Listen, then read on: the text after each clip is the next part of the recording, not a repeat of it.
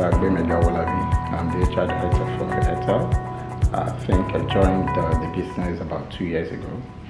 And I think we've had tremendous opportunity to actually turn this place into a great place to work. It's been a journey. We've not completed it, but we have that drive and the vision that, look, this is a good organization that we can actually make great going forward. Anytime anybody asks me about the culture of Airtel, I always take a pause. But I always try to explain it in certain contexts, okay? Now, this is an organization that has gone through about 5 metamorphoses. It started as Econet. But there's one common thread in it, you understand, all through those organizations. We are a high-performing organization, and we also want to preach, and that is what is actually coming out from the culture of the place, that this is a place where if you don't have the heart of heart, you understand, you don't need to come to this place. You have to have what we call a can-do spirit. So you have employees that joins us, knows that, look, if he wants to be this, he can actually be it. We have a lot of challenges. One thing that we do, because we basically run a very flat structure, okay, we say we are lean and agile, so you'll probably see people actually doing a lot in terms of the value chain of what they're supposed to deliver. So we're not putting you in a silo box, just doing bits and pieces. We're actually allowing you to actually work from the start to the end. So the kind of knowledge, the kind of things that you actually get from the business is actually very huge. So if I go back again, the culture is that of high-performing environment, entrepreneurial spirit, you understand, with a can-do spirit. We can do anything in this place. And when you look at the organization that we have, it's showing. And that's something that we're trying to push.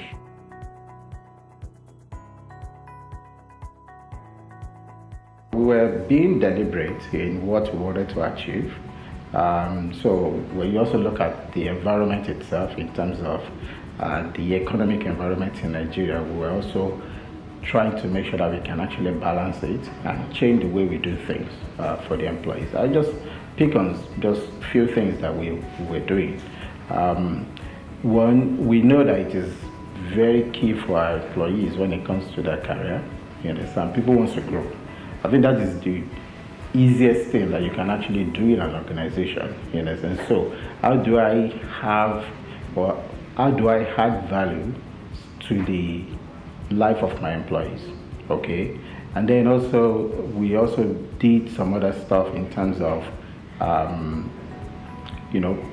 getting people to actually believe that this organization loves them, and not only them, it's also about the family. So there is this idea of about being family-centric, okay, looking at the career path for the people, and also making sure that they can actually grow their career, and also the work-life balance that we also wanted to make an impact on. So those were, just using those 3 examples as very key, that we were deliberating, that we wanted to show we love you, you understand, but we also love your family. Let your family also be part of Airtel, okay? We're also interested in your career, you understand, and how you can grow that career in Airtel, and also your work-life balance. Because if an employee comes into the business, so you come in the morning, there are people within in the house actually expecting you to come back home. So they want to see you coming back home happy. So when you come into the organization, we make you feel happy. When you're going home, you also feel that you're also happy. You understand? And then you can extend that when you get to your house and be able to say, look, I've just come from the office and I'm happy to be back home because the organization is also very interested in my career and also my family too. So there were specific activities, what we call the employee initiatives, that we do around that. We have employee family fun day, you understand? We do get-togethers, work-life balance, people work from home. You have variable working hours. You can start from 7:30 to 9:30, determining probably because of traffic. When do I want to get to work and when do I close? So that everything is given to you as your choice. You know, so for instance, when it comes to career, you own your career. You understand? We support you. Whatever you want to be, the organization will give it to you. But it is your responsibility. We are just supporting. So if you want to be this today, we help you to be it. As long as you can deploy your skills and your readiness to actually work in that role. So it was being deliberate in what we were doing.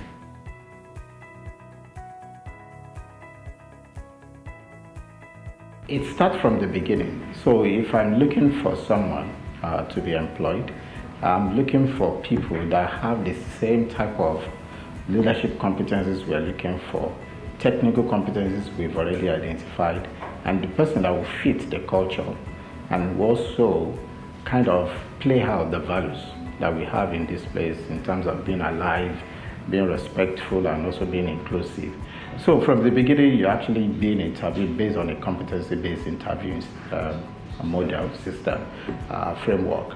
And from there, we actually note what are those competencies that even you're not ready there, I can still take you in, but these are the competencies that we need to address when you come into the place.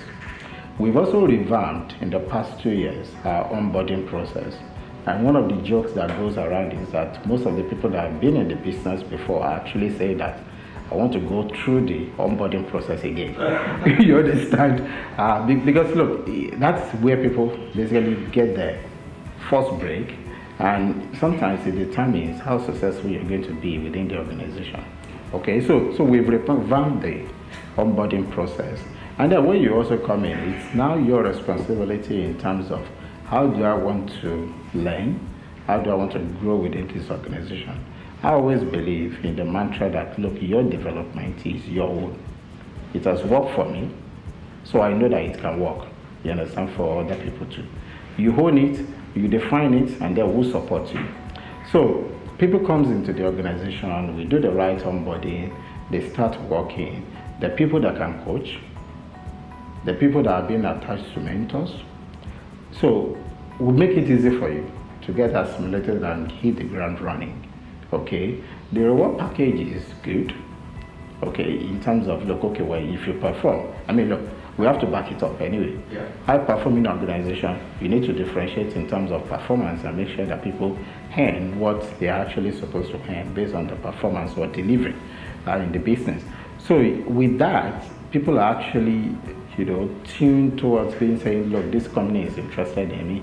And one of the other things that we also do is that in Africa, within the Airtel group, Nigeria is considered as a talent hub. Okay, so we have the opportunity to send people into the 15 other African countries. So people sometimes people are not going there to learn, it's actually to get some different perspectives, international experience, because look, we're probably doing, and I'm being modest now, you understand, have some good processes in place. So how people goes there, you understand, they put in processes, they also learn some new processes, and they're actually able to think and bring it back into the country and say, look, okay, why not let us do it this way or tweak it to make it look better. So different opportunities for people, different challenges. And when I talk of challenges, it's about the level of the challenges that we give people.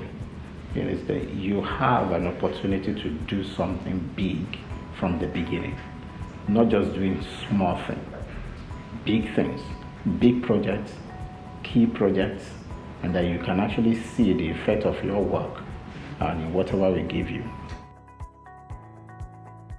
I started my career with Leonard's shoes. If you remember then, in those days, I didn't start as an HR manager. I started as a graduate training, which is supposed to run for 24 months. And then 6 months after, I got promoted, so to speak, to the position of the HR manager of the company when my boss left. And I think because it's also a learning issue for young graduates. It's about, whatever opportunity that you have, just grab it. You understand? And you never know when that opportunity is going to come. But I showed more devotion, I showed enthusiasm, I showed more interest in whatever I wanted to do. And so when my boss left, the board of directors of the company just said, okay, well, let's put him there. He's a young guy, so he should be able to do this. So, very early in my career, I got thrown into the deep end. 4 years there, and I joined Coca-Cola. I spent 13 years with Coca-Cola in any bottling company, and I left as the capability development manager, basically managing the workforce planning up to training, performance management, talent management, and stuff like that. So FMCG with Coca-Cola, then moved to BG, British Gas Exploration in Nigeria, as the HR manager. Spent about 1.5 years in Nigeria, and I got moved to the UK as HR manager for Dragon LNG in Wales. Did about 2 years there, then moved to East Africa, BG again, as the head of HR and admin for BG East Africa. After my international assignment there, I moved back again to the UK, and then Airtel came calling. Okay, so yeah, with Airtel. I'm a fellow of the Chartered Institute of Personnel Management. And I think one thing I can get from my career is actually about people being focused. And that's why I always say that, look, your career is in your hand. You will have people that will support you. And I've been very lucky to have worked with fantastic line managers during my career. Not that everybody was fantastic, but look, majority were fantastic. But because they also saw they were able to see my own motivation to achieve things, they also supported me.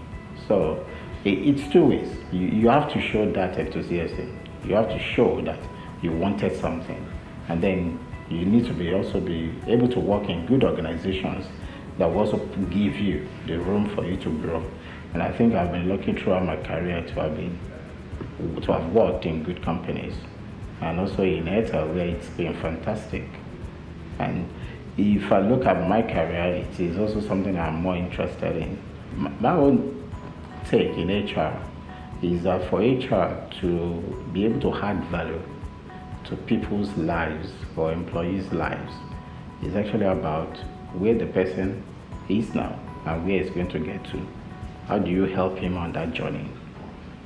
Administrative stuff is given. We have to do performance review, we have to pay you, we have to ensure you have the right tools to work. Those are administrative stuff. But until I influence your career growth and be able to help you to get to your destination, that's when I add value to your life. For my years outside the country, both in the UK and East Africa, I tend to follow so many things that happens in Nigeria, you understand? And you always see Jobberman. Most jobs, you probably see some element. Like you're in the internet and Jobberman will just pop up that a job is available. And I remember that when we were notified of not that we were notified anyway, because the first time I got to know was through the internet. Okay, that we were second on your 100. And my group head office asked me, I said, which organization is this? And so I had to go in a little bit and read, kind of check out Jobberman so that I can give an informed explanation to how big Jobberman is in Nigeria, you understand? And they could also see it. I just send them some links for them to also check. So it's a good platform, especially in the country where things are changing. Things are no more in the newspapers. If you're looking for a job, you probably not get it in the newspapers again. It is true. Organizations like Jobberman that most people are getting that awareness that positions are being advertised. When it comes to Airtel, I mean, look, we use the social media, social network a lot to get people in. We also use employee referrals, which is also very strong in terms of our value proposition in the organization, where employees can actually refer people. So multiple approaches for sourcing people. I think also in terms of what we do on the social media, people can read about us, people can see some of the stuff that we're doing, and also things we also do in terms of social responsibility. Because where some companies are actually overlooking is also the impact of social responsibility that the companies can actually offer to the society.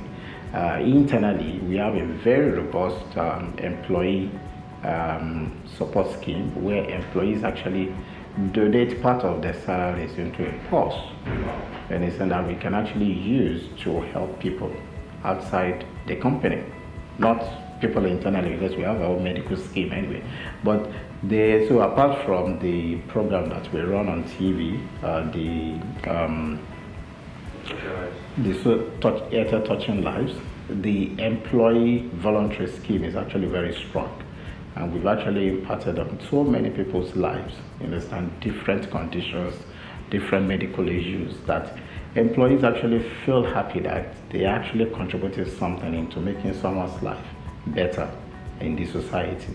Now, if you place on the same level organizations that does that and the ones that are not doing that, and then it is part of you to actually give out, you probably want to join Airtel anyway, coupled with other stuff that we also do in the workplace. So it's a good place to work. We tend to be visible enough for employees to actually appreciate, or potential employees to appreciate us, and actually see what you will get when you come into Airtel. It's a good place to work, but the ultimate destination is for us to make it a great place to work, where people can actually build their career and have a good work-life balance in this place.